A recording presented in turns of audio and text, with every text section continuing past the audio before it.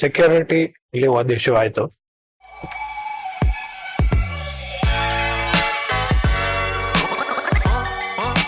Hello, ನನ್ನ ಹೆಸರು ನವೀನ್ ಅಂತ. ನಾನು ಜನರಲಿ ಇನ್ಸ್ಟಾಗ್ರಾಮಲ್ಲಿ ಫಿಟ್ನೆಸ್ ಕಾಂಟೆಂಟ್ ಮಾಡ್ತಾ ಇದ್ದೀನಿ. ಫಾರ್ ದ ಫಸ್ಟ್ ಟೈಮ್ ಯೂಟ್ಯೂಬಲ್ಲಿ ಒಂದು ಲಾಗ್ ಮಾಡೋಣ ಅನ್ನಿಸ್ತು, ಸೊ ಮಾಡ್ತಾ ಇದ್ದೀನಿ. But this is not a fitness log, this will be A travel log. ಜೀವನದಲ್ಲಿ ಫಸ್ಟ್ ಟೈಮ್ ನಾನು ಯುರೋಪಿಗೆ ಹೋಗ್ತಾ ಇದ್ದೀನಿ, ನಾನು ನನ್ನ ಹೆಂಡತಿ. ಸೊ ಏನೆಲ್ಲ ಪ್ಯಾಕ್ ಮಾಡ್ಕೊಂಡಿದ್ದೀವಿ ಯುರೋಪಿಗೆ ಹೋಗೋದಕ್ಕೆ ಅಂತ ತೋರಿಸ್ತೀನಿ ಬನ್ನಿ. ಫಸ್ಟು ಒಂದು ವ್ಯಾಕ್ಯೂಮ್ ಸೀಲ್ಡ್ ಬ್ಯಾಗ್. ಇದರಿಂದ ಸುಮಾರು ಸ್ಪೇಸ್ ಉಳಿತು ನನಗೆ, ಇಲ್ಲ ಅಂದರೆ ತುಂಬ ಜಾಸ್ತಿ ಸ್ಪೇಸ್ ಖರ್ಚಾಗ್ತಾ ಇತ್ತು ಬ್ಯಾಗಲ್ಲಿ. ಸೊ ಇದು ಫುಲ್ ಏರ್ ತೆಗೆದುಬಿಟ್ಟು ಬಟ್ಟೆನ ಎಷ್ಟಾಗುತ್ತೆ ಅಷ್ಟು ಕಡಿಮೆ ಜಾಗದಲ್ಲಿ ಇಡುತ್ತೆ. ಸೊ ಇದಾದಮೇಲೆ ಮೇನ್ ನಮ್ಮ ಕಾಸ್ಟ್ ಸೇವಿಂಗ್ ಮೆಕಾನಿಸಮ್. ಬಿಕಾಸ್ ನಾವು ರುಪೀಸಲ್ಲಿ ದುಡಿದ್ಬಿಟ್ಟು ಹೋಗಿ ಯೂರೋದಲ್ಲಿ ಖರ್ಚು ಮಾಡಬೇಕು ಅಂದರೆ ಕಷ್ಟ ಆಗುತ್ತೆ. ಏನು ಮಾಡಿದ್ವಿ ಅಂದರೆ ನಾವೆಲ್ಲ ಈ ಪ್ಯಾಕೇಜ್ ಫುಡ್ಸ್, ಪನ್ನೀರು, ದಾಲ್ ಮಖನಿ, ದಾಲ್ ರೈಸ್, ಬ್ರೇಕ್ಫಾಸ್ಟ್ಗೆ ಉಪ್ಪಿಟ್ಟು, ಪೋಹಾ, ಈ ಥರದ್ದನ್ನೆಲ್ಲದನ್ನು ಪ್ಯಾಕ್ ಮಾಡ್ಕೊಂಡು ತೊಗೊಂಡೋಗ್ತಾ ಇದ್ದೀವಿ. ದಿನದಲ್ಲಿ ಒಂದು ಊಟ ಆಚೆ, ಬ್ರೇಕ್ಫಾಸ್ಟ್ ಮತ್ತು ಡಿನ್ನರ್ ನಮ್ಮ ಕೈಲಿ ಎಷ್ಟಾಗುತ್ತೋ ಅಷ್ಟು Airbnb ಕುಕ್ ಮಾಡ್ಕೋತೀವಿ. ಆಗಿಲ್ಲ ಅಂದರೆ ಕೆಲವು ದಿವಸ ಆಚೆ ತಿನ್ನೋಣ ಅಂತ ಪ್ಲ್ಯಾನ್ ಮಾಡಿದ್ದೀವಿ. ಇಲ್ಲ ಅಂದರೆ ಕಾಸ್ಟ್ ತುಂಬ ಜಾಸ್ತಿ ಆಗುತ್ತೆ. So we are trying to keep it in our budget. ನೋಡೋಣ ಎಷ್ಟಾಗುತ್ತೆ ಏನಾಗುತ್ತೆ ಅಂತ. Also I'm planning to buy a pack of protein powder there and some oats. So breakfast started ಆಗುತ್ತೆ. And I can buy eggs and boil them. ಇನ್ನೊಂದು most important thing you will need in your Europe trip is this water sprayer. ₹200 ಸಿಗುತ್ತೆ ಬ್ಲಿಂಕಿಟಲ್ಲಿ, ಕೆಳಗಡೆ ಬೇಕಾದ್ರೆ link ಹಾಕಿರ್ತೀನಿ. ಅಲ್ಲಿ ಎಲ್ಲೂ ಬಾತ್ರೂಮಲ್ಲಿ ನೀರು ಸಿಗೋದಿಲ್ಲ ಆ್ಯಂಡ್ ನಾವು ಇಂಡಿಯನ್ಸ್ಗೆ ಪೇಪರ್ ಯೂಸ್ ಮಾಡೋಕ್ಕಾಗೋದಿಲ್ಲ. ಸೊ ಏನು ಮಾಡೋದು? We are taking this. ನಾವು ರೀಚ್ ಆಗಬೇಕಾಗಿರೋದು ಮ್ಯೂನಿಕ್ ಜರ್ಮನಿ ಏರ್ಪೋರ್ಟ್. ನಾವು ಬೆಂಗಳೂರಿಂದ ಹೊರಟು ಮೊದಲು ದುಬೈಯಲ್ಲಿ ಲ್ಯಾಂಡ್ ಆಗಿ ಅಲ್ಲಿ ಲೇ ಓವರ್ ಇದೆ. ಆ ಲೇ ಓವರ್ ಮುಗಿಸ್ಕೊಂಡು ನಾವು ಹೋಗಬೇಕಾಗಿರೋದು ಮ್ಯೂನಿಕ್ ಜರ್ಮನಿ. ಮಧ್ಯರಾತ್ರಿ 1 ಗಂಟೆಗೆ ಟರ್ಮಿನಲ್ 2 ಬಂದಿದ್ದೀವಿ ಏರ್ಪೋರ್ಟು, ಬೆಂಗಳೂರು ಏರ್ಪೋರ್ಟು. ನೋಡೋಣ, ನಿಮ್ಮನ್ನ ಹೋಗಿ ಇಮಿಗ್ರೇಷನ್ ಚೆಕ್ ಇನ್ ಎಲ್ಲ ಆಗಬೇಕು. ಬ್ಯಾಗ್ ವೆಯ್ಟ್ ಏನಾಗುತ್ತೆ ಒಂದು ಗೊತ್ತಿಲ್ಲ, ಬಟ್ ಲೆಟ್ಸ್ ಸಿ. ನಮ್ಮದಿರೋದು ಎಮಿರೇಟ್ಸ್ ಫ್ಲೈಟು. ನಾವು ನಮ್ಮ ಲಗೇಜ್ನೆಲ್ಲ ಚೆಕ್ಕಿನ್ನಲ್ಲಿ ಹಾಕಿಬಿಟ್ಟು ಬೋರ್ಡಿಂಗ್ ಪಾಸ್ ತೊಗೊಂಡ್ಬಿಟ್ಟು ಸೆಕ್ಯೂರಿಟಿ ಕಡೆ ಹೋದ್ವಿ. ಸೆಕ್ಯೂರಿಟಿ ಕೂಡ ಏನೂ ಪ್ರಾಬ್ಲಮ್ ಇಲ್ಲದೆ ತುಂಬ ಈಸಿಯಾಗಿ ಆಯಿತು. ಅದಾದಮೇಲೆ ಇಮಿಗ್ರೇಷನ್ನಿಗೆ ಹೋದ್ವಿ. ಇಮಿಗ್ರೇಷನ್ ಕೂಡ ಅಷ್ಟೇ ಈಸಿಯಾಗಿ ಆಯಿತು. ಅವರೇನು ಜಾಸ್ತಿ ಕ್ವಶನ್ಸ್ ಏನೂ ಕೇಳಲಿಲ್ಲ. ವ್ಯಾಲಿಡ್ ವೀಸಾ ನೋಡಿದರು ಆ್ಯಂಡ್ ಸ್ಟ್ಯಾಂಪ್ ಮಾಡಿ ಕಳಿಸಿದ್ರು ನಮ್ಮನ್ನು. ಇದಾದಮೇಲೆ ಏರ್ಪೋರ್ಟ್ ನೋಡೋಣ ಅಂತ ಹೊರಟ್ವಿ. ಇಮಿಗ್ರೇಷನ್ ಆಯಿತು, ಸೆಕ್ಯೂರಿಟಿನೂ ಆಯಿತು. ಇವಾಗೆಲ್ಲ ಮುಗಿಸ್ಕೊಂಡು ಲಾಂಚ್ ಆಕ್ಸೆಸ್ಗೆ ಒಂದು ಕಾರ್ಡಲ್ಲಿ ಮಾತ್ರ ಆಕ್ಸೆಸ್ ಇತ್ತು, HDFC ಗೋಲ್ಡ್ ಕಾರ್ಡ್ಗೆ. ಸ್ಕೇಪಿಯ ನಿಯೋ ಕಾರ್ಡು ಯಾವುದಕ್ಕೂ ಆಕ್ಸೆಸ್ ಇರಲಿಲ್ಲ. ಅಲ್ಲೋಗಿ ಊಟ ಮುಗಿಸ್ಕೊಂಡು ಇವಾಗ ಬೋರ್ಡಿಂಗ್ ಹಿಡಿದ್ರೆ ಹೋಗ್ತಾ ಇದ್ದೀವಿ. ಸೆಕ್ಯೂರಿಟಿ ಇಲ್ಲಿ ಒಂದು ಇಶ್ಯೂ ಆಯಿತು. ಸೊ ನನ್ನ ಹತ್ರ ಒಂದು ಪವರ್ ಬ್ಯಾಂಕ್ ಇತ್ತು, MIದು 10,000 mAh ಪವರ್ ಬ್ಯಾಂಕು. ಅಪ್ಯಾರೆಂಟ್ಲಿ ಅದನ್ನ ತಗೊಂಡು ಹೋಗಂಗಿಲ್ವಂತೆ. ಓನ್ಲಿ 100 ವಾಟ್ಸ್ ಪವರ್ ಬ್ಯಾಂಕ್ ಮಾತ್ರ ತಗೊಂಡು ಹೋಗ್ಬೇಕಂತೆ. ನಮ್ದು 111 ವ್ಯಾಟ್ಸ್ ಇತ್ತು. So they took it. Please ವಾಪಸ್ ಹೋಗ್ತಾ ಕೊಡ್ತೀರಾ, ಬೇರೆ ಏನಾದ್ರು ಲಾಸ್ಟ್ ಅಂಡ್ ಫೋನ್ ಥರ ಇರುತ್ತೆ ಅಂತ ಕೇಳಿದೆ. ಅದು ಇಲ್ಲ, ಇದು ಹೋಯ್ತು ಮುಗೀತು ಅಂದರು. 2,000 ಗೊತ್ತಾ.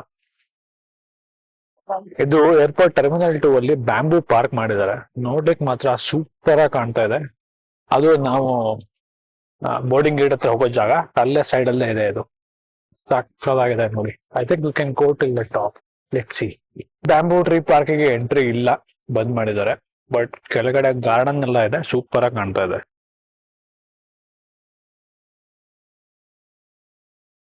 ಹಾ, ಈ ತರ ಬ್ರಿಡ್ಜ್ ಮಾಡಿದ್ದಾರೆ, ನೋಡ್ಲಿಕ್ಕೆ ಮಾತ್ರ ಸಕ್ಕದಾಗಿದೆ.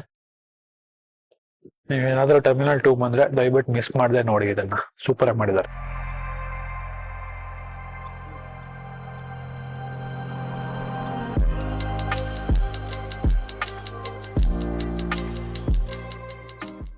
ಫ್ಲೈಟ್ ಎಲ್ಲ ಕೂತಿದೀವಿ. ಲೆಗ್ ರೂಮ್ ಸ್ವಲ್ಪ ಕಡಿಮೆನೇ ಇದೆ, ಪರವಾಗಿಲ್ಲ. ಫ್ಲೈಟ್ ಮಾತ್ರ ಸೂಪರ್ ಆಗಿದೆ. ಒಳ್ಳೆ ಇನ್ಫೋಟೈನ್ಮೆಂಟ್ ಸಿಸ್ಟಮ್ ಇದೆ, ಚಾರ್ಜರ್ಸ್ ಇದೆ. ಓಕೆ, Type-C ಚಾರ್ಜರ್ ಮಾತ್ರ ಇಲ್ಲ. So make sure you get your USB chargers. Window seat luckily, but ಆಚೆ ಏನೂ ಕಾಣ್ತಾ ಇಲ್ಲ. ಆಮೇಲೆ ಕಾಣ್ಬೋದು. 3 ಗಂಟೆ ಫ್ಲೈಟ್ ಇತ್ತು ನಮಗೆ ಬೆಂಗಳೂರಿಂದ ದುಬೈಗೆ. ಸೊ ಇನ್ಫೋಟೈನ್ಮೆಂಟ್ ಸಿಸ್ಟಮಲ್ಲಿ ಏನೇನಿದೆ ಅಂತ ನೋಡೋಣ ಅಂತ ಓಪನ್ ಮಾಡಿದೆ. ಇದರಲ್ಲಿ ಆಬ್ವಿಯಸ್ಲಿ ಫ್ಲೈಟ್ದು ಕ್ಯಾಮ್ರಾಸು ಹಿಂದ್ಗಡೆ ಮುಂದ್ಗಡೆ ಮೇಲೆ ಕೆಳಗೆ ಏನೇನೋ ಇತ್ತು. ಆ್ಯಂಡ್ ಆ್ಯನಿಮೇಷನ್ಸ್ ತೋರಿಸ್ತಾ ಇತ್ತು, ನಾವು ಎಲ್ಲಿದ್ದೀವಿ, ಎಲ್ಲಿಗೆ ಹೋಗ್ತಾ ಇದ್ದೀವಿ. ಆ್ಯಂಡ್ ಫ್ಲೈಟ್ ಮಧ್ಯೆ ಓಪನ್ ಮಾಡಿದ್ರೆ ಕರೆಂಟ್ ಪಾಯಿಂಟ್ ಎಲ್ಲಿದ್ದೀವಿ ಅಂತಲೂ ತೋರಿಸ್ತಾ ಇತ್ತು. ಇದು ಬಿಟ್ಟರೆ ಇನ್ಫೋಟೈನ್ಮೆಂಟ್ ಸಿಸ್ಟಮಲ್ಲಿ ಮೂವೀಸ್ ಇತ್ತು, TV ಸೀರಿಯಲ್ಸ್ ಇತ್ತು, ಸುಮಾರು ಇಂಗ್ಲೀಷ್ ಸಿನಿಮಾ, ಬೇರೆ ಭಾಷೆ ಸಿನಿಮಾಗಳು, ಹಿಂದಿ ಸಿನಿಮಾಗಳು ಇತ್ತು. ಕನ್ನಡ ಸಿನಿಮಾನೂ ಒಂದೆರಡು ನೋಡ್ದಂಗೆ ಆಯಿತು ನನಗೆ, ಸರಿಯಾಗಿ ನೆನಪಿಲ್ಲ ಇವಾಗ. ಇದು ಬಿಟ್ಟರೆ ಗೇಮ್ಸ್ ಕೂಡ ಇತ್ತು ಇದರಲ್ಲಿ. ಕೆಳಗಡೆ ಪಾಯಿಂಟ್ ಕಾಣ್ತಿದೆಯಲ್ಲ ನಿಮಗೆ, ಅದು ಜಾಯ್ಸ್ಟಿಕ್ ಥರ ಯೂಸ್ ಮಾಡ್ಕೊಂಡ್ಬಿಟ್ಟು ಒಳಗಡೆ ಇರೋ ಗೇಮ್ಗಳನ್ನ ಆಡ್ಬೋದಿತ್ತು. ನಾನು ಯಾವುದೇ ಗೇಮ್ ಆಡಲಿಲ್ಲ. ನಾನು ಒಂದು ಸೀರೀಸ್ ತೊಗೊಂಡ್ಬಿಟ್ಟು ಫುಲ್ ಇಡೀ ಫ್ಲೈಟ್ ನೋಡ್ತಾ ಇದ್ದೆ, ಅದನ್ನೇ ಕೋಪನ್ ಹೈಗನ್ ಟೆಸ್ಟ್ ಅಂತ ಒಂದು. ಬಟ್ ತುಂಬ ಚೆನ್ನಾಗಿತ್ತು. ಅವ್ರದ್ದು ಏನಾದ್ರು ಅನೌನ್ಸ್ಮೆಂಟ್ ಬಂದಾಗ ನಾವು ಏನು ನೋಡ್ತಾ ಇದ್ವಿ ಮಾಡ್ತಾ ಇದ್ವಿ, ಅದು ಪಾಸ್ ಆಗಿಬಿಟ್ಟು ಅವ್ರ ಅನೌನ್ಸ್ಮೆಂಟ್ ಬರುತ್ತೆ, ಅದಾದಮೇಲೆ ರೆಸ್ಯೂಮ್ ಆಗುತ್ತೆ. ಇದು ನೋಡಿ, ಬ್ರೇಕ್ಫಾಸ್ಟ್ ಮೆನ್ಯೂ ಕೊಟ್ಟರು ನಮಗೆ. ಕನ್ನಡದಲ್ಲಿತ್ತು ಮೆನ್ಯೂ, ಸರ್ಪ್ರೈಸಿಂಗ್ಲಿ. ನನಗೆ ಆ್ಯಕ್ಚುಲಿ ತುಂಬ ಆಶ್ಚರ್ಯ ಆಯಿತು ಇದನ್ನು ನೋಡಿ. ಬಟ್ ಬೆಂಗಳೂರಿಂದ ಹರ್ತಿರೋದ್ರಿಂದ ಎಮಿರೇಟ್ಸ್ ಕನ್ನಡದಲ್ಲಿ ಮೆನ್ಯೂ ಕೊಡುತ್ತೆ. ನಾವು ಎಕಾನಮಿ ಸೀಟ್ ಬುಕ್ ಮಾಡಿದ್ರು ಕೂಡ ಅದರಲ್ಲಿ ಬ್ರೇಕ್ಫಾಸ್ಟ್ ಅಥವಾ ಲಂಚ್ ಇನ್ಕ್ಲೂಡೆಡ್ ಇರುತ್ತೆ. ಸೊ ನಾವು ಬ್ರೇಕ್ಫಾಸ್ಟ್ ತೊಗೊಂಡ್ವಿ. ನನಗೆ ಆಲೂ ಪರೋಟ ಸಿಕ್ತು, ನನ್ನ ವೈಫು ದೋಸೆ ತೊಗೊಂಡ್ಲು. ಡೀಸೆಂಟ್ ಆಗಿತ್ತು, ನಾಟ್ ದಟ್ ಟೇಸ್ಟಿ. ಅಂತೂ 3 ಗಂಟೆ ಆದಮೇಲೆ ನಾವು ದುಬೈ ರೀಚ್ ಆದ್ವಿ. ನಾನಂತೂ ಇಡೀ ಫ್ಲೈಟಲ್ಲಿ ನಿದ್ದೆ ಮಾಡಿದ್ದೆ ಜಾಸ್ತಿ ಆಯಿತು. But yeah, finally we are in Dubai.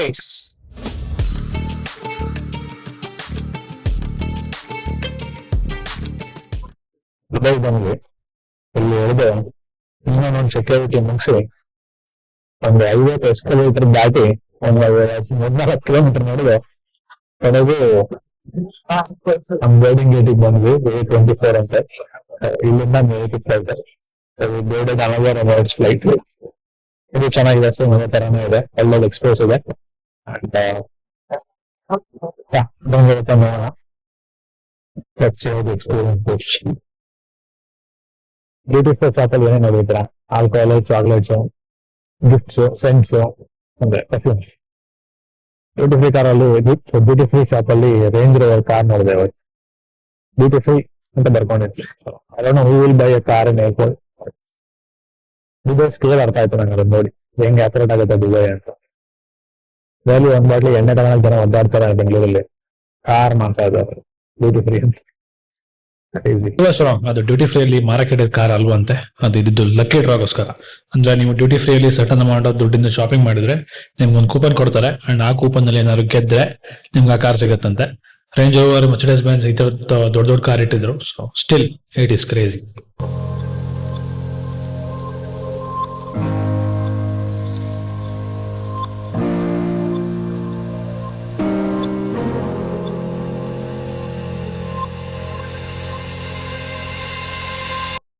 ಎರಡು 5 ಜರ್ಮನಿಯ ಮ್ಯೂನಿಕ್ ಯೂನಿವರ್ಸಿಟಿಯ ಫ್ರಾನ್ಸಿಸ್ ಏರ್ಪೋರ್ಟ್ ಅಲ್ಲಿ ಲ್ಯಾಂಡ್ ಆಗಿದ್ದೀವಿ. 6 ಅವರ್ ಲಾಂಗ್ ಫ್ಲೈಟ್. ನಾನೊಂದು ಸೀರೀಸ್ ಮುಗಿಸಿದ್ದೀನಿ, ನಿದ್ದೆ ಹೊಡೆದಿದ್ದೀನಿ, ಕೂತ್ಕೊಂಡು ಸರಿಯಾಗಿ ಒಳ್ಳೆ ಊಟ ಮಾಡಿದೆ. ಕೆಳಗೆ ಒಂದು ಇಮಿಗ್ರೇಷನ್ ಆಗ್ಬೇಕು, ಹೆಂಗೆ ಏನು ಗೊತ್ತಿಲ್ಲ, ಏನು ಕೇಳ್ತಾರೆ ಏನು ಎಲ್ಲ ನೋಡೋಣ.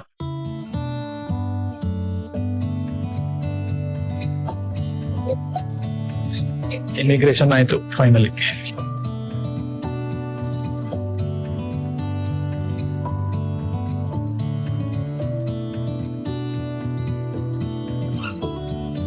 ಇಮಿಗ್ರೇಷನ್ ಮುಗಿಸಿ ನಮ್ಮ ಲಗೇಜ್ ತಗೊಂಡು ನಾವು ಈಗ ಏರ್ಪೋರ್ಟ್ ಇಂದ ಆಚೆ ಬಂದ್ವಿ. ಇಮಿಗ್ರೇಷನ್ ನಲ್ಲಿ ನಮಗೆ ಅಂತ ಕಾಂಪ್ಲಿಕೇಟೆಡ್ ಕ್ವಶನ್ಸ್ ಏನು ಕೇಳಲಿಲ್ಲ. Reservation, return flight ticket and Europe ಅಲ್ಲಿ ಟ್ರಾವೆಲ್ ಮಾಡೋದಕ್ಕೆ ನಮ್ಮ ಐಟಿನರರಿ ಮತ್ತೆ ಟ್ರೈನ್ ಮತ್ತು ಬಸ್ ಟಿಕೆಟ್ಗಳನ್ನು ಕೇಳಿದ್ರು. ನನಗೆ ಮೊದಲೇ ಗೊತ್ತಿದ್ದರಿಂದ ಎಲ್ಲದರದ್ದು ಪ್ರಿಂಟ್ಔಟ್ ತಗೊಂಡು ಹೋಗಿದ್ದೆ. ಸೊ ಅವ್ರಿಗೆ ಅಷ್ಟನ್ನು ಇಡೀ ಫೈಲ್ನ ಹ್ಯಾಂಡ್ ಓವರ್ ಮಾಡಿದೆ. ಅವ್ರು ಅದಷ್ಟನ್ನು ನೋಡ್ಬಿಟ್ಟು ಇಮಿಗ್ರೇಷನ್ ಸೀಲ್ ಒಗೆದ್ಬಿಟ್ಟು ನಡೀರಪ್ಪ ಆಚೆ ಅಂತ ಹೇಳಿ ಕಳಿಸ್ಬಿಟ್ರು. ನನ್ನ ಅತಿ ಮತ್ತು ಭಾವನ ಮನೆ ಏರ್ಪೋರ್ಟಿನ ಸ್ವಲ್ಪ ದೂರ ಇದ್ದಿದ್ದರಿಂದ ನಮ್ಮನ್ನು ಪಿಕ್ ಮಾಡೋದಕ್ಕೆ ಭಾವ ಅವರ ಫ್ರೆಂಡ್ಸ್ ಬಂದಿದ್ರು. ಸೊ ಅವ್ರ ಕಾರಲ್ಲೇ ಬಂದ್ವಿ. ಈ ಊರಿನ ಹೆಸರು ಫ್ರೈಸಿಂಗ್ ಅಂತ ಹೇಳಿ. ಇದು ಮ್ಯೂನಿಕ್ನ ಸಬಬ್ಸ್, ಅಂದರೆ ಏರ್ಪೋರ್ಟ್ ಮತ್ತು ಮ್ಯೂನಿಕ್ ಮಧ್ಯ ಇದೆ. ಈ ಊರು ಕೂಡ ತುಂಬ ಚೆನ್ನಾಗಿ ಮೇಂಟೈನ್ ಮಾಡಿದ್ದಾರೆ. ಬಟ್ ನೀವು ಮ್ಯೂನಿಕ್ಕಿಂದ ಇಲ್ಲಿಗೆ ಬರೋದಕ್ಕೆ ಒಂದು ಸಬರ್ಬನ್ ಟ್ರೈನ್, ಅಂದರೆ SB ಅಂತಾರೆ, ಅಲ್ಲಿ ಅದನ್ನು ಹತ್ಕೊಂಡು ಬರಬೇಕಾಗತ್ತೆ. ನಾವು ಬ್ಯಾಗ್ ಇಟ್ಬಿಟ್ಟು ಇನ್ನೇನಕ್ಕೆ ದಿವಸ ವೇಸ್ಟ್ ಮಾಡೋದು, ಈ ಊರನ್ನಾದರೂ ನೋಡೋಣ ಅಂತ ಹೇಳಿ ಹೊರಟ್ಬಿಟ್ವಿ ಆಚೆ. ಹಾಗೆ ಮ್ಯೂನಿಕ್ ನಗರ ಜರ್ಮನಿಯ ದಕ್ಷಿಣ ಭಾಗದಲ್ಲಿ ಬರುತ್ತೆ. ಇದು ಆಸ್ಟ್ರಿಯಾ ಮತ್ತು ಸ್ವಿಟ್ಜರ್ಲೆಂಡ್ಗೆ ಕೂಡ ಹತ್ತಿರವಾಗಿದೆ. ಆ್ಯಂಡ್ ಈ ಮ್ಯೂನಿಕ್ ನಗರ ಬವೇರಿಯನ್ ಮೌಂಟೇನ್ ರೇಂಜಸ್ ಪರ್ವತ ಶ್ರೇಣಿಯ ಹತ್ತಿರ ಕೂಡ ಇದೆ. ಮ್ಯೂನಿಕ್ ನಗರ ನನ್ನ ನಗರದ ಒಳಗಡೆ ಇರುವಂತಹ ಭವ್ಯವಾದಂತಹ ಹಳೆ ಚರ್ಚ್ಗಳಿಗಾಗಿ, ಕಥೀಡ್ರಲ್ಗಳಿಗಾಗಿ, ಓಲ್ಡ್ ಟೌನ್ ಆಗಿ ತುಂಬ ಫೇಮಸ್ ಇದೆ. ಆ್ಯಂಡ್ ಇಲ್ಲಿಯ ಬಿಯರ್ ಗಾರ್ಡನ್ ಊಟಕ್ಕೆ ಮತ್ತು ಬಿಯರ್ ಕುಡಿಯೋರಿಗೆ ಅಂತೂ ಸ್ವರ್ಗ ಅನಿಸುತ್ತೆ. ಪ್ರತಿ ವರ್ಷ ಇಲ್ಲಿ ಅಕ್ಟೋಬರ್ ಫೆಸ್ಟ್ ಅಂತ ಆಗುತ್ತೆ, ಕೇಳಿರ್ತೀರ ಅದನ್ನ ನೀವು. ಅದು ಮ್ಯೂನಿಕಲ್ಲೇ ಆಗುವಂಥದ್ದು. BMW ಫ್ಯಾಕ್ಟರಿ ಕೂಡ ಮ್ಯೂನಿಕಲ್ಲೇ ಇರುವಂಥದ್ದು. ಈ ಊರಲ್ಲಿ ಅದರದ್ದು ಮ್ಯೂಸಿಯಂ ಕೂಡ ಇದೆ, ಅದಕ್ಕೆ ನಾವು ವಿಸಿಟ್ ಮಾಡ್ತೀವಿ. ಇವತ್ತು ಬೇರೆ ವಿಡಿಯೋದಲ್ಲೇ ತೋರಿಸ್ತೇನೆ. ವೆಲ್, ಇದು ಮ್ಯೂನಿಕ್ನ ಒಂದು ಸಣ್ಣ ಇಂಟ್ರೊಡಕ್ಷನ್. ನಾವಿವಾಗ ಮ್ಯೂನಿಕ್ ಸಿಟಿ ನೋಡೋಣ ಅಂತ ಹೇಳಿ ಅತ್ತೆ ಮತ್ತು ಬಾವ ಅವ್ರ ಮನೆಯಿಂದ ನಡ್ಕೊಂಡು ಹೋಗ್ತಾ ಇದ್ದೀವಿ. ಇಲ್ಲೇ ಹತ್ತಿರದಲ್ಲಿ ಒಂದು ಟ್ರೈನ್ ಸ್ಟೇಷನ್ ಇದೆ. ಟ್ರೈನ್ ಸ್ಟೇಷನ್ ಇದನ್ನು ನಡ್ಕೊಂಡು ಹೋಗ್ಬೋದು ಅಥವಾ ಬಸ್ಸಲ್ಲೂ ಹೋಗ್ಬೋದು. ಬಸ್ಸು ಅಷ್ಟು ಫ್ರೀಕ್ವೆಂಟ್ ಆಗಿಲ್ಲ, ಬಟ್ ನಡ್ಕೊಂಡು ಹೋದರೆ ಒಂದು 10 ನಿಮಿಷದ ದಾರಿ ಇದೆ ಅಷ್ಟೇ. ಸೊ ನಡ್ಕೊಂಡೇ ಹೊರಟಿದ್ದೀವಿ. ಇದೊಂದು ಟರ್ಕಿಶ್ ಮಾರ್ಕೆಟು, ಫ್ರೆಶ್ ತರಕಾರಿ, ಹಣ್ಣು ಹಂಪಲು ಸಿಗುತ್ತೆ. ಅಲ್ಲಿ ನೀವು ನೋಡ್ತಿರೋದೇ ಟ್ರೈನ್ ಸ್ಟೇಷನ್ನು. ಒಳಗಡೆ ಹೋಗಿ ಟಿಕೆಟ್ ತೊಗೋಬೇಕು. ಟಿಕೆಟ್ ತಗೊಳೋದಕ್ಕೆ ಯಾವುದೇ ರೀತಿಯ ಮನುಷ್ಯರಾಗಲಿ ಇನ್ನೊಬ್ರು ಕೂತಿರೋದಿಲ್ಲ. ಈ ಥರ ಆಟೋಮೇಟೆಡ್ ಮಷಿನ್ಸ್ ಇರುತ್ತೆ, ಇದರಲ್ಲೇ ಟಿಕೆಟ್ ತೊಗೋಬೇಕು. ವೆಲ್, ಜರ್ಮನಿಯ ಪಬ್ಲಿಕ್ ಟ್ರಾನ್ಸ್ಪೋರ್ಟ್ ಬಗ್ಗೆ ಮಾತಾಡೋದಕ್ಕೆ ಇದು ಒಳ್ಳೆಯ ಸಮಯ ಅಂತ ಅನ್ನಿಸ್ತು. ಜರ್ಮನಿಯಲ್ಲಿ ಮೇನ್ಲಿ ಯು-ಬಾನ್, ಎಸ್-ಬಾನ್ ಅಂಡ್ ICE ಟ್ರೈನ್ಸ್ ಅಂತ ಇರುತ್ತೆ. ಯು-ಬಾನ್ ಅಂಡ್ ಎಸ್-ಬಾನ್ ಅಂದರೆ ಯು-ಬಾನ್ ಇಸ್ ಮೆಟ್ರೋ, ನಮ್ಮ ಬೆಂಗಳೂರು ಮೆಟ್ರೋ ಥರ ಅಂಡರ್ಗ್ರೌಂಡ್ ಟ್ರೈನ್ಸು. ಎಸ್-ಬಾನ್ ಅಂದರೆ ಸಬರ್ಬನ್ ಟ್ರೈನ್ಸು, ಮ್ಯೂನಿಕ್ ಸಿಟಿ ಸುತ್ತಮುತ್ತ ಇರೋ ಸಬರ್ಬನಿಗೆ ಹೋಗೋದಕ್ಕೆ. ನೀವು ಡೈಲಿ ಟಿಕೆಟ್ ತಗೋತೀರಾ ಅಂದರೆ ಸ್ವಲ್ಪ ಕಾಸ್ಟ್ಲಿ ಆಗುತ್ತೆ, point A to point B. And daily pass ತಗೋತೀನಿ ಅಂದರೂ ಕೂಡ ಸ್ವಲ್ಪ ಕಾಸ್ಟ್ಲಿ ಆಗುತ್ತೆ, 15-20 € ಆಗುತ್ತೆ ಡೈಲಿ. ಆ್ಯಂಡ್ ಅದು ಝೋನಲ್, ಒಂದು ಝೋನಿಂದ ಇನ್ನೊಂದು ಝೋನಿಗೆ ವ್ಯಾಲಿಡ್ ಇರಲ್ಲ. ಒಂದು ಝೋನಲ್ಲಿ ತಗೊಂಡ್ರೆ ಆ ಝೋನಲ್ಲಿ ಮಾತ್ರ ಇರುತ್ತೆ. So how to make it affordable? So ಜರ್ಮನಿಯಲ್ಲಿ 63 euros DB ಪಾಸ್ ಅಂತ ಹೇಳಿ ಸಿಗುತ್ತೆ. ಇದು 1 ಮಂತಿಗೆ ವ್ಯಾಲಿಡ್ ಇರುತ್ತೆ. ಆ್ಯಂಡ್ ಇದು ಪ್ರತಿ ಟ್ರೈನಲ್ಲೂ, ಅಂದರೆ ಅಂಡರ್ಗ್ರೌಂಡ್ ಟ್ರೈನು, ಎಸ್-ಬಾನು, ICE ಅನ್ನಲ್ಲ, ಹೈ ಸ್ಪೀಡ್ ಟ್ರೈನು, ಅದಕ್ಕೆ ಮಾತ್ರ ವ್ಯಾಲಿಡ್ ಇರೋದಿಲ್ಲ, ಬೇರೆ ಎಲ್ಲದಕ್ಕೂ ವ್ಯಾಲಿಡ್ ಇರುತ್ತೆ.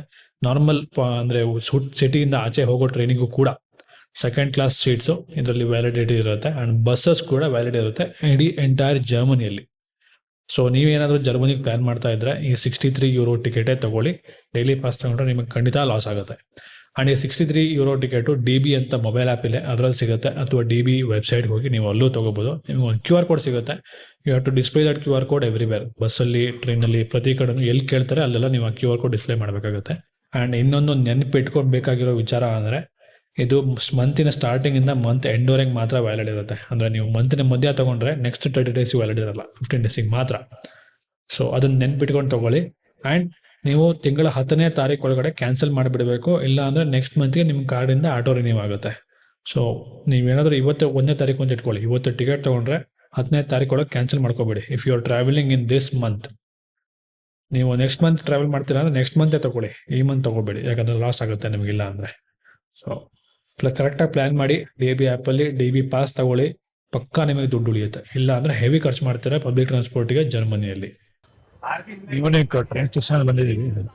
ಇಲ್ಲಿ ಒಳಗಡೆ 2-3 ಲೆವೆಲ್ಸ್ ಇದೆ, ನಡ್ಕೊಂಡು ಹೋಗ್ತಾ ಇದೀವಿ. ಸಮ್ ರೀಸನ್ ನಂಗೆ ಮೆಜೆಸ್ಟಿಕ್ ಬಸ್ ಸ್ಟ್ಯಾಂಡ್ ನೆನಪಾಯ್ತು. ಒಂದು ರಾಶಿ ಶಾಪ್ ಇದೆ, 1000 ಜನ ಇದ್ದಾರೆ, ಅಂತ ಕ್ಲೀನ್ ಆಗಿಲ್ಲ, ಗಲೀಜಾಗಿದೆ. It works. ಗಲೀಜಾಗ ತುಂಬಾ ಗಲೀಜಲ್ಲ, ನೀಟಾಗಿದೆ. ಬಟ್ ಯುರೋಪ್ ಕನ್ನಡಿ ಕಂಪೇರ್ ಮಾಡಿದ್ರೆ ಅಷ್ಟು ಕ್ಲೀನ್ ಆಗಿಲ್ಲ. ಬಟ್ ಟ್ರೈನ್ ಸ್ಟೇಷನ್ಗಳು ಹೆವಿ ಆಗಿದೆ, ತುಂಬಾ ಒಳ್ಳೆ ಕನೆಕ್ಟಿವಿಟಿ. ಬಿಸಿಲು ಎಷ್ಟಿದೆ ನೋಡಿ, ನ್ಯಾಚುರಲ್ ಲೈಟ್ ಇದೆ. ಟೈಮ್ ಎಷ್ಟಿರ್ಬೋದು ಹೇಳಿ? ರಾತ್ರಿ 8 ಗಂಟೆ. ಕತ್ಲೆ ಆಗ್ತಾ ಇಲ್ಲ ಇಲ್ಲಿ. ನಾನು ಇವತ್ತು ಬೇರೆ ಇಂಡಿಯಾದಿಂದ ಬಂದಿದ್ದೀನಿ, ಫುಲ್ ನಿದ್ದೆನೂ ಬರ್ತಾ ಇಲ್ಲ. ಜೆಟ್ ಲ್ಯಾಗ್ ಎಲ್ಲ ಸರಿ, ಅದೇನು ಚಿತ್ರಣ ಆಗುತ್ತೆ ಗೊತ್ತಿಲ್ಲ ನಾಳೆ. ಬಟ್ ನೋಡಿ, ಇಷ್ಟು ಲೈಟ್ ಇದೆ ರಾತ್ರಿ 8 ಗಂಟೆ. ರಾತ್ರಿ ಆಲ್ಮೋಸ್ಟ್ 11 ಗಂಟೆವರೆಗೂ ಕತ್ಲಾಗಲ್ಲ ಅನ್ಸುತ್ತೆ. ಇದು ಸಮರಲ್ಲಿ ಮಾತ್ರ. ವಿಂಟರಲ್ಲಿ ಭಾರಿ ಬೇಗ 5 ಗಂಟೆ 6 ಗಂಟೆಗೆಲ್ಲ ರಾತ್ರಿ ಆಗಿಬಿಡುತ್ತೆ. ಕೆಲವು ದಿವಸ 3 ಗಂಟೆಗೂ ಆಗುತ್ತಂತೆ. ಇದೇ ನಾನು ಹೇಳ್ತಾ ಇದ್ದಿದ್ದು, ರಾತ್ರಿ 8-8:30 ಟ್ರೈನಲ್ಲಿ ಈ ಥರ ಸೈಕಲ್ ಎಲ್ಲ ತಗೊಂಡು ಹೋಗ್ತಾರೆ. ಸೈಕಲ್ ಇಡೋಕ್ಕೆ ಸ್ಪೆಷಲ್ ಜಾಗ ಇರುತ್ತೆ. ಸೊ ಅಲ್ಲಿ ಸೈಕಲ್ ನಿಲ್ಲಿಸ್ಬಿಟ್ಟು ಅವ್ರ ಸೈಕಲ್ ಕುತ್ಕೊಂಡು ಹೋಗ್ತಾರೆ.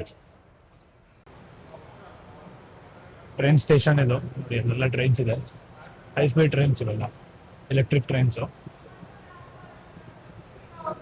ನಮ್ಮ ಮುಂಬೈ ಸ್ಟೇಷನ್ ಇದ್ದಂಗೆ ಇದೆ, ಬಟ್ ಕ್ಲೀನ್ ಆಗಿದೆ. ತುಂಬ ಜನ ಇದ್ದಾರೆ. ಅಂಡ್ ತುಂಬ ದೊಡ್ಡ ದೊಡ್ಡ ಶಾಪ್ಸ್ ಇದೆ. ಸ್ಟಾರ್ಬಕ್ಸು, ಮೆಕ್ಡೊನಾಲ್ಡ್ಸು, ಇನ್ನೊಂದು ರಾಶಿ ಸ್ಟಾಪ್ಸ್ ನೋಡ್ಬೇಕು. ಅಂಡ್ ಎಷ್ಟು ದೊಡ್ಡ ಸ್ಟೇಷನ್ ಇದೆ ಅಂದರೆ ಲೆವೆಲ್ಸ್ ಇದೆ, level 1, level 2, level 3 ಅಂತೆಲ್ಲ. ಕನ್ಫ್ಯೂಷನ್ ಆಗ್ತದೆ ಫುಲ್ಲು. ನನ್ಗಂತೂ ಎಲ್ಲಿ ಹೋಗ್ಬೇಕು, ಏನು ಬರಬೇಕು ಅಂತ ಗೊತ್ತಿಲ್ಲ. ನನ್ನ ಅತ್ತಿಗೆ ಮತ್ತೆ ಬಾಬಾ ಇದ್ದಾರೆ, ಸೊ ಅವ್ರು ನಮ್ಮನ್ನು ಕರ್ಕೊಂಡು ಸುತ್ತಾಡಿಸ್ತಾ ಇದ್ದಾರೆ ಆ ಕಡೆ ಈ ಕಡೆ ಎಲ್ಲ. ನಾವಿಬ್ಬರೇ ಆಗಿದ್ರೆ ಪಕ್ಕ ಕಳ್ದೋಗ್ತಿದ್ವಿ ಇಷ್ಟೊತ್ತಿಗೆ. ಒಂದು ಗೊತ್ತಾಗ್ತಿಲ್ಲ ನಮ್ಗೆ ಎಲ್ಲಿ ಹೋಗ್ತಿದೀವಿ. ಏನಾದ್ರು ಕನ್ಫ್ಯೂಷನ್ ಇದ್ರೆ ಹೋಗಿ ಇನ್ಫಾರ್ಮೇಶನ್ ಡೆಸ್ಕ್ನ ಕೇಳಿ ಅಂತ. ಅದೇ ಮಾಡ್ಬೇಕಂದ್ರೆ ಅಷ್ಟೇ. ಎಸ್ಕಲೇಟರ್ ಅಲ್ಲಿ ಆಲ್ಮೋಸ್ಟ್ ಒಂದು ರೂಲ್ ಅಂತಾನೆ ಇದೆ, ರೈಟ್ ಸೈಡ್ ಅಲ್ಲಿ ನಿಂತ್ಕೋಬೇಕು, ಲೆಫ್ಟ್ ಸೈಡ್ ಅಲ್ಲಿ ಬೇಗ ನಡ್ಕೊಂಡು ಹೋಗ್ತಾರೆ. So if you are on escalator, make sure you stand on the right side, not on the left like we do in Bangalore. Munich old ಟೌನಿಗೆ ಬಂದಿದ್ದೀವಿ. 1 ಗಂಟೆ ಟ್ರೈನಲ್ಲಿ ಕೂತ್ಬಿಟ್ಟು ಇವಾಗ ಆಚೆ ಬಂದ್ವಿ. ರಾತ್ರಿ 8:30 ಎಲ್ಲ ಲೈಟ್ ಇದೆ ನೋಡಿ ಹೆಂಗ್ ಕಾಣ್ತಾ ಇದೆ ಅಂತ. ಸೆಂಟರ್ ಒಂದು ಫೌಂಟೇನ್ ಇದೆ, ಒಂದು ಬಿಲ್ಡಿಂಗ್ ನೋಡಿ ಹೆಂಗಿದೆ ಅಂತ. ರಾತ್ರಿ 8:30 ಅಂದ್ರೆ ಯಾರಾದ್ರೂ ನಂಬ್ತಾರ ಇದನ್ನ? ಸಕ್ಕದಾಗಿದೆ ಸ್ಕ್ವೇರ್. ಇದು ಕಾಲ್ಸ್ಟರ್ ಏನೋ ಗೇಟ್ ಅಂತೆ, 18ನೇ ಶತಮಾನದ ಒಂದು ಗೇಟು. ಈ ಸಿಟಿಯಲ್ಲಿ ಇದ್ದಿದ್ದು ಬೇರೆ ಗೇಟ್ಗಳೆಲ್ಲ over time war and natural ಕೆಲಾಮಿಟಿಯಿಂದ ಹಾಳಾಗಿದೆ. ಬಟ್ ದಿಸ್ ಒನ್ ಸ್ಟೇಟ್ 18ನೇ ಶತಮಾನದ ಗೇಟ್ ಇದು. ಇದು ಮ್ಯೂನಿಕ್ ಓಲ್ಡ್ ಸಿಟಿಯಲ್ಲಿರುವ ಶಾಪಿಂಗ್ ಸ್ಟ್ರೀಟು. ಆಲ್ಮೋಸ್ಟ್ ಆ ಕಡೆ ಎಲ್ಲ ನೀವು ನೋಡ್ಬೋದು, ದೊಡ್ಡ ದೊಡ್ಡ ಬ್ರ್ಯಾಂಡ್ಸ್ ಎಲ್ಲ ಇದೆ ಅನ್ಸುತ್ತೆ ಲೆಫ್ಟ್ ಸೈಡಲ್ಲಿ. ರೈಟ್ ಸೈಡಲ್ಲಿ ಸ್ವಲ್ಪ ಅಫೋರ್ಡಬಲ್ ಬ್ರ್ಯಾಂಡ್ಸ್ ಇದೆಯಂತೆ, at least that's what I been told. ತುಂಬ ಜನ ಇದ್ದಾರೆ ರಾತ್ರಿ 8:00ವರೆಗೂ. ಒನ್ ಥಿಂಗ್, ರಾತ್ರಿ ಸನ್ಲೈಟ್ ಇದ್ರೂ ಕೂಡ ಇವ್ರು ಸ್ಟೋರ್ಸನ್ನು ಬೇಗ ಕ್ಲೋಸ್ ಮಾಡ್ತಾರೆ. ಸೂಪರ್ ಮಾರ್ಕೆಟ್ ಎಲ್ಲ 8 ಗಂಟೆಗೆ ಕ್ಲೋಸ್ ಆಗುತ್ತೆ. ಓನ್ಲಿ ಕೆಲವು ಸೂಪರ್ ಮಾರ್ಕೆಟ್ಗಳು ಮಾತ್ರ ರಾತ್ರಿ 12 ಗಂಟೆವರೆಗೆ ಇರುತ್ತಂತೆ. ಅದು ಸಿಟಿಲಿ. ಸಿಟಿಯಿಂದ ಸ್ವಲ್ಪ ಆಚೆ ಹೋದರೆ ರಾತ್ರಿ 8 ಗಂಟೆಗೆ ರೆಸ್ಟೋರೆಂಟು ಎಲ್ಲದೂ ಕ್ಲೋಸ್ ಅಂತ. 6:30-7 ಗಂಟೆ ಊಟ ಮಾಡ್ತಾ ಇರ್ತಾರೆ ಜನ. 8 ಗಂಟೆಗೆ ಕ್ಲೋಸ್ ಮನೆ. ಆಮೇಲೆ ಹೋಗಿ ಮನೇಲಿ ಅಡುಗೆ ಮಾಡ್ಕೋಬೇಕು, ಇಲ್ಲ ನಿದ್ದೆ ಮಾಡಬೇಕು, ಇಲ್ಲ they'll B roaming around the streets because light ಇರುತ್ತೆ ಅಂತ. ನಾನು ಹೇಳ್ದಂಗೆ ಇಲ್ಲೂ 8:00ವರೆಗೆಲ್ಲ ಶಾಪ್ಸ್ ಬಂದು ಲಾಸ್ಟ್ ಆರ್ಡರ್ ಅಂತ ಆಲ್ರೆಡಿ ರೆಸ್ಟೋರೆಂಟ್ಸು. ನಾವಿಲ್ಲಿ ಊಟ ಮಾಡ್ತಿಲ್ಲ, ಬಟ್ ನಡ್ಕೊಂಡು ಹೋಗ್ತಾ ಮ್ಯೂಸಿಕ್ ಕೇಳ್ತಾ ಇದ್ದಾರೆ ಬ್ಯಾಕ್ಗ್ರೌಂಡಲ್ಲಿ. ಸಕ್ಕದಾಗಿ ಮಾಡ್ತಾ ಇದ್ದಾರೆ ಇಬ್ಬರು. ಒಂಥರ ಹೊಸ ಎಕ್ಸ್ಪೀರಿಯೆನ್ಸು. ಫ್ರೀಯಾಗಿ ಅಂದರೆ ಟಿಪ್ಸ್ ಕೊಡ್ಬೇಕಂತೆ, ಬಟ್ ನಾವು ಕೊಡ್ತೀವಲ್ಲ ಗೊತ್ತಿಲ್ಲ. ಬಟ್ ಫ್ರೀಯಾಗಿ ನೋಡ್ಬೇಕಂದ್ರೆ ನೋಡ್ಬೋದು. ಸೂಪರಾಗಿ ಮಾಡ್ತಾ ಇದ್ದಾರೆ. ಮೋಸ್ಟ್ಲಿ ವೋಲ್ಫ್ಗ್ಯಾಂಗ್, ಮೊಜಾರ್ಟ್ ಆ ಥರದ್ದು ಕ್ಲಾಸಿಕಲ್ ಮ್ಯೂಸಿಕ್ ಇಬ್ಬರು ಮಾಡ್ತಾ ಇದ್ದಾರೆ. ಸಾಕಾಗಿದೆ. ಅಷ್ಟೇ ಕಾಣ್ತಾ ಇಲ್ಲ, ಬಟ್ ಇನ್ನೊಂದು ವಿಡಿಯೋದಲ್ಲಿ ಹಾಕ್ತೀನಿ ನೋಡಿ.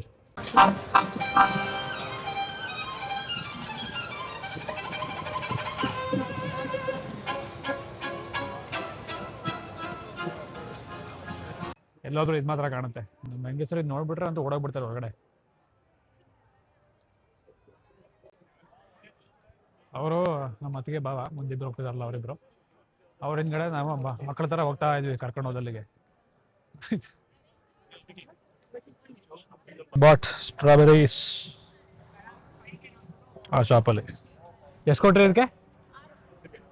ಇದಕ್ಕೆ €6 ಅಂದರೆ €660. ನಾನು ವಿಡಿಯೋ ಮಾಡ್ತಿರ್ಬೇಕಾದ್ರೆ ಚೀಪ್ ಏನೂ ಇಲ್ಲ, ತುಂಬಾನೇ ಕಾಸ್ಟ್ಲಿನೇ ಇದೆ. ಬಟ್ ನೋಡಕ್ಕಂತೂ ಚೆನ್ನಾಗಿದೆ. ಟೇಸ್ಟ್ ಮಾಡಿ ನೋಡೋಣ ಹೆಂಗಿದೆ ಅಂತ.